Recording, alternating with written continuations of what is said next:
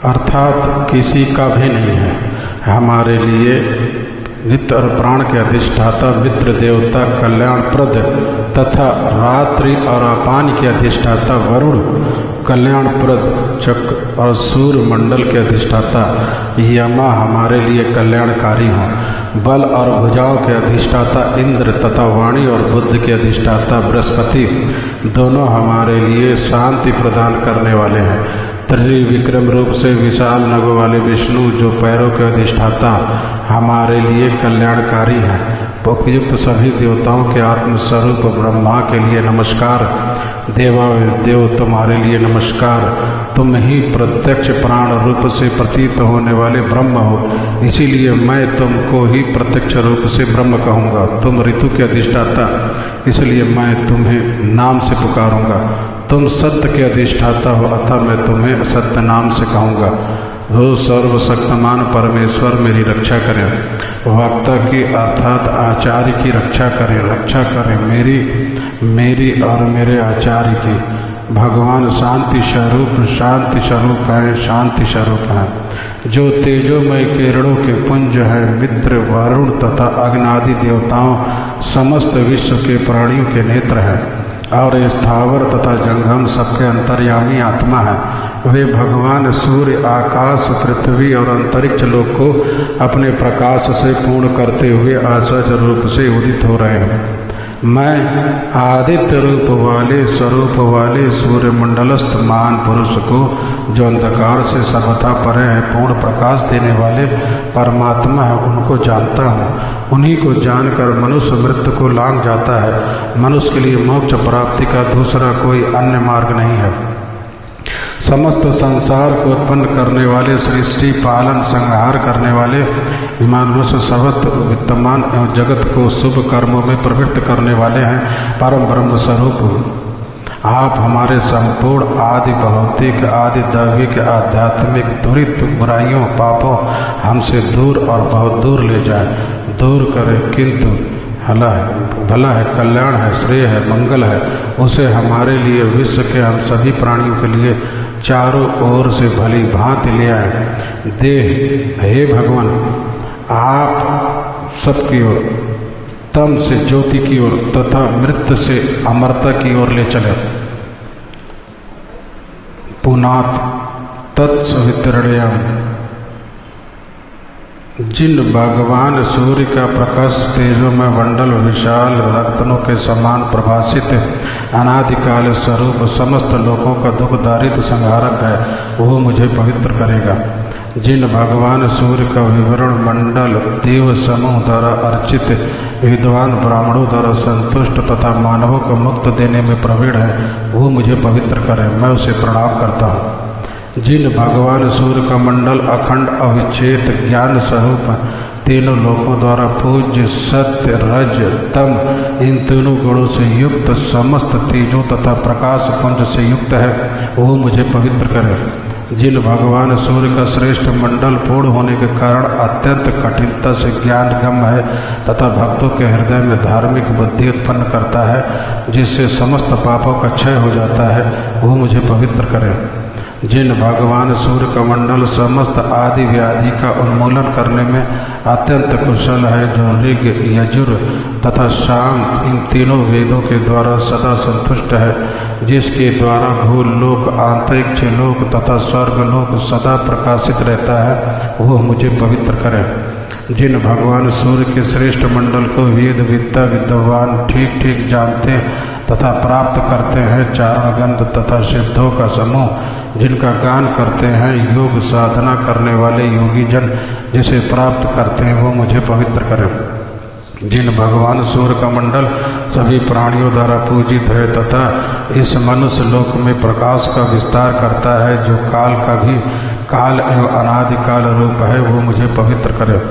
जिन भगवान सूर्य के मंडल में ब्रह्मा एवं विष्णु की आज्ञा है, जिनके नाम उच्चारण से भक्तों के पाप नष्ट हो जाते हैं, जो क्षण कला काष्ठा सन्वंतर से लेकर कल्प पर्यंत काल तक कारण सृष्टि के प्रलय का भी कारण है, वो मुझे पवित्र करे।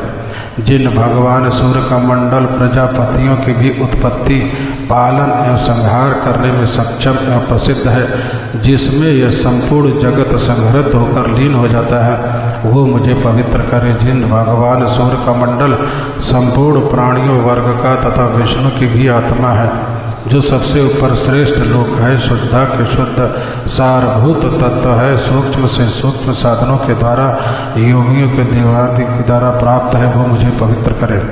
जिन भगवान सूर्य का मंडल वेदवादियों द्वारा सदा संतुष्ट योगियों को योग साधना से प्राप्त होता है, मैं तीनों काल तीनों लोकों के समस्त तत्वों को ज्ञाता उन भगवान सूर्य को प्रणाम करता हूँ, वो मंडल मुझे पवित्र करे।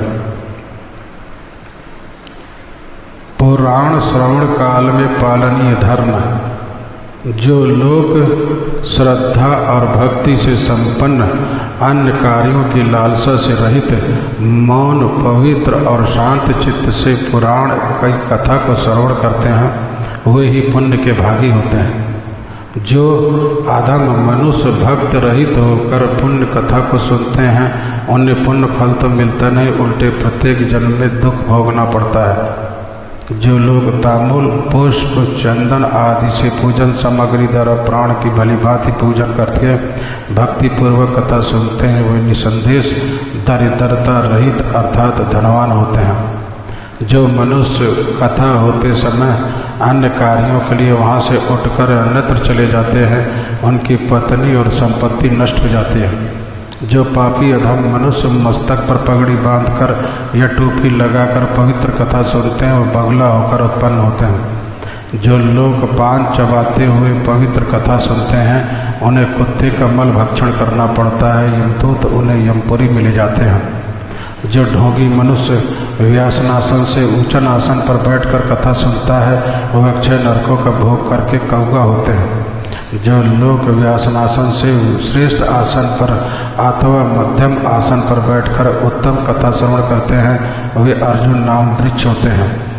जो मनुष्य पुराण की पुस्तक और व्यास को बिना प्रणाम किए कथा सुनते हैं, वो विष्णु भक्षी होते हैं। जो लोग सोते हुए कथा सुनते हैं, वे अजगर सांप होते हैं। इसी प्रकार जो वक्ता के समान आसन पर बैठकर कथा सुनता है, वह गुरु शिष्यागमन के समान पाप का भागी होकर नरकगामी होता है। जो मनुष्य पुराणों के ज्ञाता व्यास और पापों को हरण करने वाली कथा की निंदा करते हैं, वे 100 जन्मों तक सूकर योनि में उत्पन्न होते हैं। जो मनुष्य इस पुण्य कथा को कभी भी नहीं सुनते, वे घोर नरक कर भोग करके बनाए गए सुअर होते हैं। जो नरश्रेष्ठ कही जाती हुई कथा का अनुमोदन करते हैं, वे कथा न सुनने पर भी अविनाशी परम पद को प्राप्त होते हैं। जो दुष्ट कही जाती हुई कथा में विघ्न पैदा करते हुए करोड़ों वर्षों तक नरकों का भोग करके अंत में ग्रामीण सुअर होते हैं। जो लोग साधारण मनुष्य को पुराण संबंधी पुण्य कथा सुनाते हैं, वे 100 करोड़ कल्पों से भी अधिक समय तक ब्रह्मलोक में निवास करते हैं। जो मनुष्य पुराण के ज्ञाता वक्ता को आसन के लिए कम्बल, मृगचर्म, वस्त्र, सिंहासन, चौकी प्रदान करते हैं, वे स्वर्गलोक में जाकर अभीष्ट भोगों का भोग करने के बाद ब्रह्मा आदि के लोगों में निवास कर अंत में निरामय पद को प्राप्त करते हैं। इसी तरह जो लोग पुराण पुस्तक के लिए उत्तम श्रेष्ठ आसन प्रदान करते हैं, वे प्रत्येक जन्म में भोगों का उपभोग करने वाले एवं ज्ञानी होते हैं। जो महापातकों से युक्त अथवा उपपात होते हैं, वे सभी पुराण की कथा सुनने से ही परम पद को प्राप्त हो जाते हैं। जो मनुष्य इस प्रकार के नियम विधान से पुराण की कथा सुनता है, वह स्वेच्छा अनुसार भोगों को भोग कर विष्णु लोक को चला जाता है। कथा के समाप्त होने पर श्रोता पुरुष प्रयत्न पूर्वक वस्त्र और अलंकार आदि द्वारा पुस्तक की पूजा करे, तत्पश्चात सहायक ब्राह्मण सहित वाचक की पूजा करे। उस समय वाचक को गौ, पृथ्वी, सोना, वस्त्र देना चाहिए। तद उपरांत ब्राह्मणों को मलाई, लड्डू और खीर का भोजन कराना चाहिए। तदनंतर परमात्मा व्यास से प्रार्थना करें, आप व्यास रूपी भगवान बुद्धि में बृहस्पति के समान पुण्यवान, शील संपन्न, सत्यवादी और जितेंद्रीय हैं।